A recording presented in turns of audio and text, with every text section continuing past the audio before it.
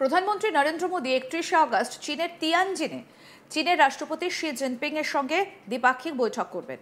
2025 সালে সাংহাই সহযোগিতা সংস্থা শীর্ষ সম্মেলনের ফাঁকে অনুষ্ঠিত এই বৈঠকটা বিশ্বজুড়ে ঘনিষ্ঠভাবে পর্যবেক্ষণ করা হবে, কারণ এটা ভারত চীন সম্পর্কের ক্রমাগত স্থবিরতা এবং শুল্ক ও বাণিজ্য নিয়ে নয়াদিল্লি এবং ওয়াশিংটনের মধ্যে ক্রমবর্ধমান উত্তেজনার পটভূমিতে অনুষ্ঠিত হচ্ছে। মোদীর এই সফর নিয়ে ট্রাম্প কি প্রতিক্রিয়া দেন সেটাই দেখার অপেক্ষায় গোটা বিশ্ব। 31শে আগস্ট থেকে 1 সেপ্টেম্বর পর্যন্ত দুদিনের এই শীর্ষ সম্মেলনে রাশিয়ার রাষ্ট্রপতি ভ্লাদিমির পুতিন সহ 20 জনেরও বেশি বিশ্ব নেতা একত্রিত হবেন, যা তীব্র ভূ রাজনৈতিক উত্তেজনার সময় বিশ্বব্যাপী দক্ষিণ সংহতির প্রদর্শন হিসেবে দেখা হচ্ছে। মধ্য এশিয়া, মধ্যপ্রাচ্য, দক্ষিণ এশিয়া এবং দক্ষিণ পূর্ব এশিয়ার নেতাদেরও আমন্ত্রণ জানানো হয়েছে। ভারতের প্রধানমন্ত্রী নরেন্দ্র মোদী চলতি মাসের শেষের দিকে চীনে অনুষ্ঠিত এসিও সামিটে অংশগ্রহণ করবেন। 2020 সালে পূর্ব লাদাখের প্রকৃত নিয়ন্ত্রণ রেখা বরাবর গালওয়ানে সামরিক সংঘর্ষের পর এটাই হবে মোদীর প্রথম চীন সফর।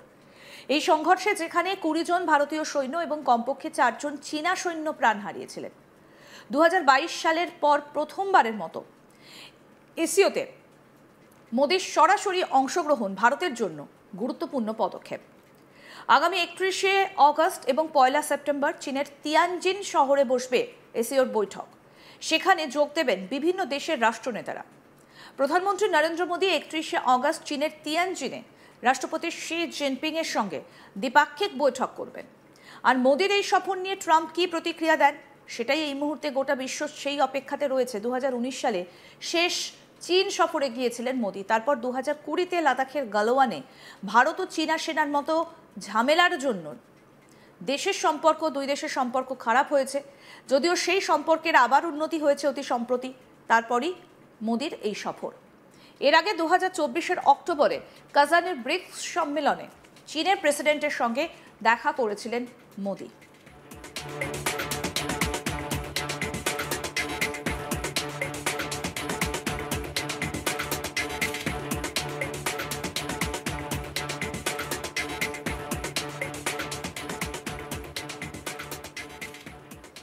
এই সফর সম্পর্কের উন্নতির ক্ষেত্রে একটা ইতিবাচক পদক্ষেপ হবে।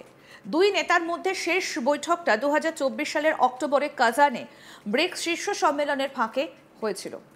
রাশিয়া থেকে তেল ক্রয় নিয়ে পশ্চিমাদের চাপ বৃদ্ধি এবং নয়াদিল্লির ওপর ট্রাম্প প্রশাসনের শুল্ক আরোপের মুখোমুখি ভারত।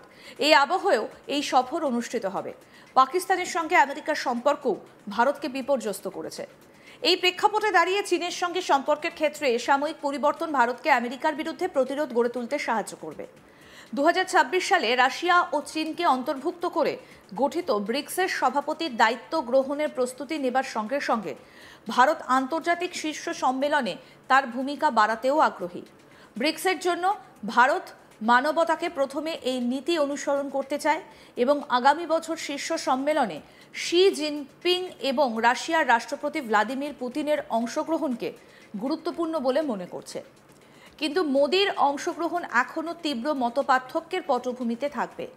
এপ্রিলে পেহেলগামে জিহাদি হামলা এবং পরবর্তীকালে ভারত ও পাকিস্তানের মধ্যে সংঘর্ষের পর চীন পাকিস্তানকে অস্ত্র দিয়েছিল বলেও রাজনীতির প্রেক্ষাপটে চাঞ্চল্য ছড়িয়েছিল। মোদী সম্ভবত সন্ত্রাসবাদের বিরুদ্ধে লড়াইয়ের বিষয়ে একটা জোরালো বার্তা দেবেন। এই সঙ্গে এসিওর প্রতিষ্ঠাতা লক্ষ্য হিসেবে এর গুরুত্ব তুলে ধরবেন এবং সীমান্ত সন্ত্রাসবাদের বিরুদ্ধে কঠোর অবস্থানের ওপর জোর দেবেন। মে মাসে অপারেশন সিন্দুরের পরপরই পাকিস্তানের প্রধানমন্ত্রী শাহবাজ শরীফের উপস্থিতিতে তার ভাষণ দেওয়া হবে বেশ তাৎপর্যপূর্ণ। নয়াদিল্লি এসিওতে সক্রিয় অংশগ্রহণকারী এবং এই গোষ্ঠীর সঙ্গে এর সম্পৃক্ততা ভারতের বিদেশ নীতির জন্য বেশ বড় পদক্ষেপ। এটি কোয়াড, এসিও, ব্রিক্স, G7-এর সঙ্গে মোদী সরকারের কৌশল প্রদর্শন করে এবং ব্লক রাজনীতির বাইরে থেকে কৌশলগত স্বায়ত্তশাসন অনুশীলনের অভিপ্রায়কে তুলে ধরে। পাকিস্তান থেকে উদ্ভূত সীমান্ত সন্ত্রাসবাদের বিষয়ে ঐক্যমত্য অর্জনের ভারতের অগ্রাধিকার আসন্ন শীর্ষ সম্মেলনে যথাযথ সমর্থন নাও পেতে পারে। শীর্ষ সম্মেলনের আগে মন্ত্রী পর্যায়ের বৈঠক থেকে এই বিষয়ে চীনের দ্বিমুখী আলোচনা স্পষ্ট। জুন মাসে তেহরানে ইসরায়েলের আক্রমণের নিন্দা জানিয়ে এসিও বিবৃতি থেকে ভারত নিজেকে দূরে সরিয়ে নেওয়ায় ইরানের অবস্থানও দ্বিধাগ্রস্ত হয়ে গেছে। তবুও শি এবং পুতিনের সঙ্গে সরকার প্রধানদের বৈঠকে মোদির উপস্থিতি ভারতের মহান দৃষ্টিভঙ্গির জন্য আদর্শ হবে। চীনের এই বৈঠকে শুধু ভারত নয়, রাশিয়া, পাকিস্তান, ইরান সহ একাধিক সদস্য দেশের রাষ্ট্রপ্রধানদের উপস্থিত থাকার কথা। ভারত চীন সম্পর্ক স্বাভাবিক করার পথে মোদির এই সফর গুরুত্বপূর্ণ পদক্ষেপ হিসেবে বিবেচিত হচ্ছে। পাশাপাশি এসিওর মতো আন্তর্জাতিক জোটে ভারতের সক্রিয় ভূমিকা এবং আগামীর কূটনৈতিক কৌশলের দিকও স্পষ্ট হবে এই সফরের মাধ্যমে।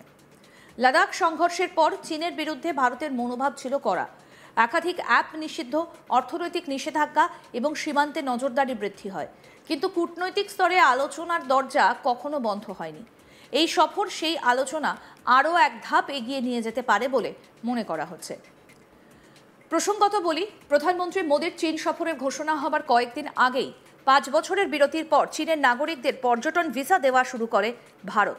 প্রথমে কোভিড-19 অতিমারি, পরে গালওয়ান উপত্যকায় দুদেশের সেনার মধ্যে সংঘাতের জেরে দীর্ঘ 5 বছর চীন থেকে আসা পর্যটকদের ভিসা দেয়নি দিল্লি।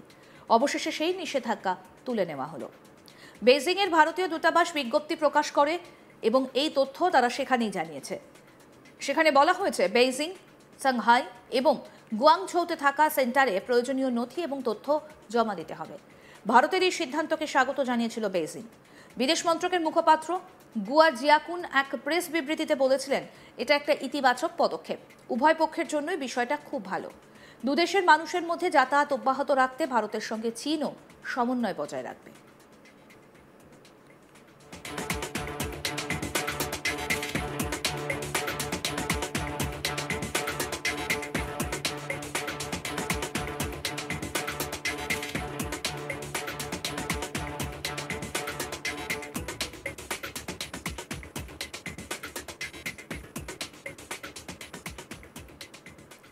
এর আগে চীনে এসিওর প্রতিরক্ষা মন্ত্রী এবং বিদেশ মন্ত্রীদের পৃথক সম্মেলন হয়ে গিয়েছে।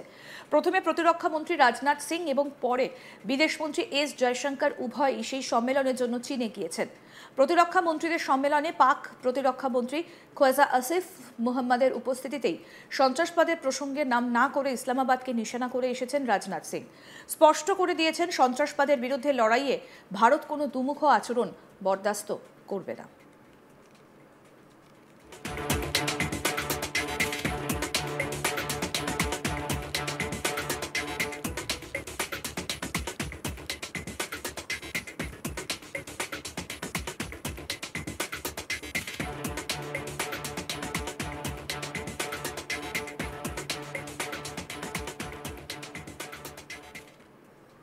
আরও আপডেট পেতে দেখতে থাকুন আজ তাক বাংলা। সাবস্ক্রাইব করুন, নোটিফিকেশন পেতে বেল বাটন অপশন প্রেস করুন।